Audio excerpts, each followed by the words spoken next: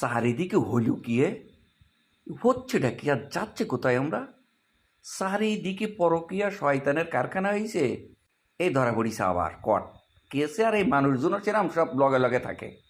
আর যেই গেছে খাঁচার মধ্যে আর এমনি আটকে বেরিয়েছে, খাটাস আটকানো, একেবারে ধরি বেরিয়েছে বন বেড়ালের মতন। ঘটনাটি ঘটেছে শ্যামনগর উপজেলার চণ্ডীপুর এলাকায়। এই চণ্ডীপুরে একের পর এক ঘটনা ঘটছে।